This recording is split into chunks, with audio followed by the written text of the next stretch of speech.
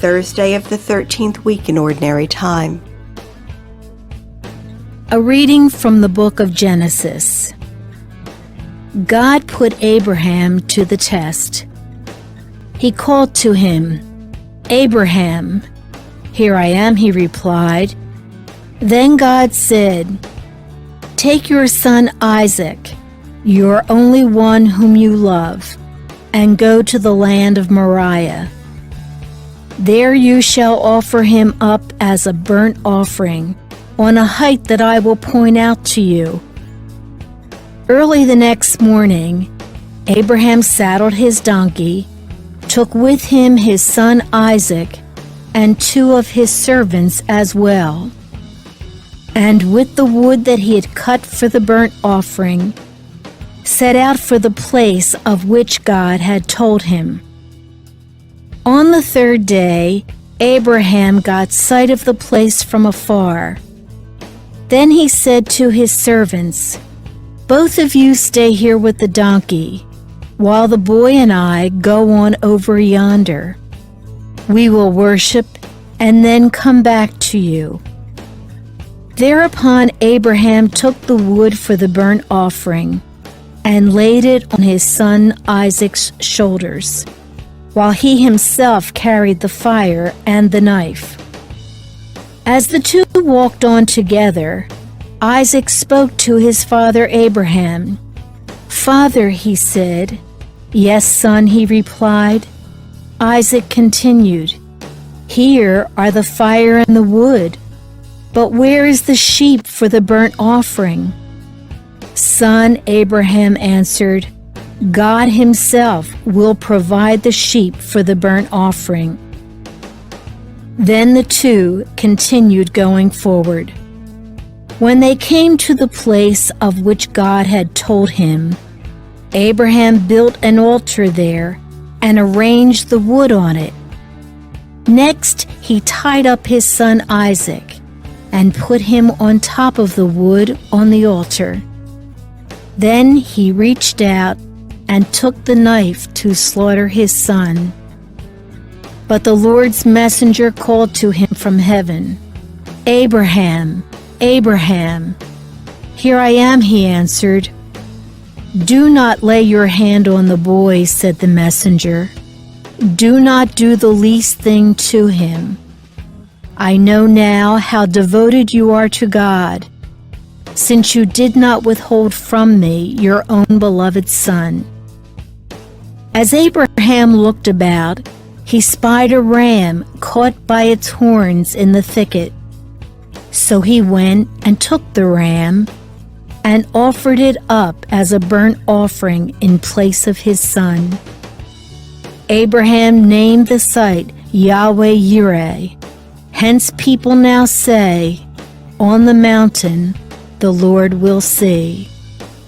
Again the Lord's messenger called to Abraham from heaven and said, "I swear by myself, declares the Lord, that because you acted as you did in not withholding from me your beloved son, I will bless you abundantly and make your descendants as countless as the stars of the sky and the sands of the seashore.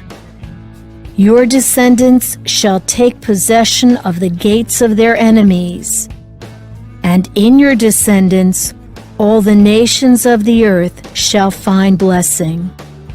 All this because you obeyed my command." Abraham then returned to his servants, and they set out together for Beersheba, where Abraham made his home.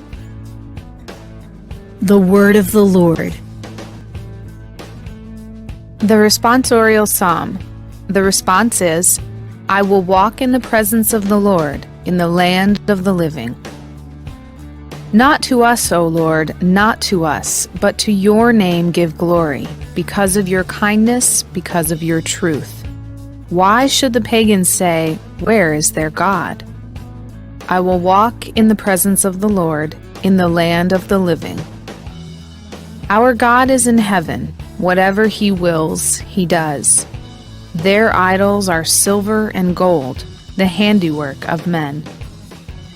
I will walk in the presence of the Lord in the land of the living. They have mouths but speak not, they have eyes but see not. They have ears but hear not, they have noses but smell not. I will walk in the presence of the Lord in the land of the living. Their makers shall be like them, everyone who trusts in them. The house of Israel trusts in the Lord. He is their help and their shield. I will walk in the presence of the Lord in the land of the living. A reading from the Holy Gospel according to Matthew. After entering a boat, Jesus made the crossing and came into his own town. And there people brought to him a paralytic lying on a stretcher. When Jesus saw their faith, he said to the paralytic, "Courage, child, your sins are forgiven." At that, some of the scribes said to themselves, "This man is blaspheming." Jesus knew what they were thinking and said, "Why do you harbor evil thoughts? Which is easier to say, 'Your sins are forgiven,' or to say, 'Rise and walk'? But that you may know that the Son of Man has authority on earth to forgive sins." He then said to the paralytic, "Rise, pick up your stretcher, and go home." He rose and went home. When the crowd saw this, they were struck with awe and glorified God who had given such authority to men. The Gospel of the Lord.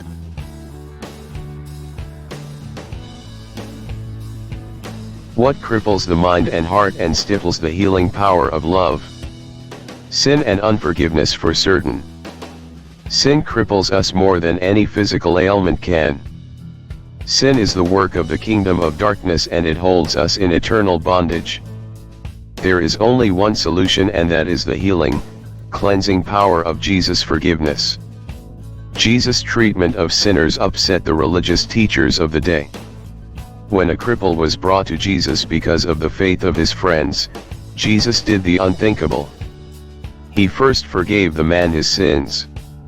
The scribes regarded this as blasphemy because they understood that only God had authority to forgive sins and to unbind a man or woman from their burden of guilt.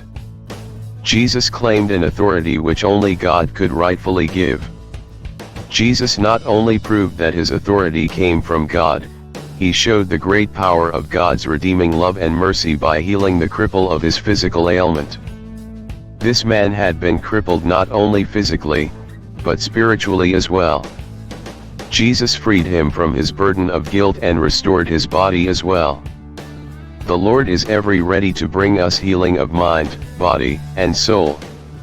His grace brings us freedom from the power of sin and from bondage to harmful desires and addictions.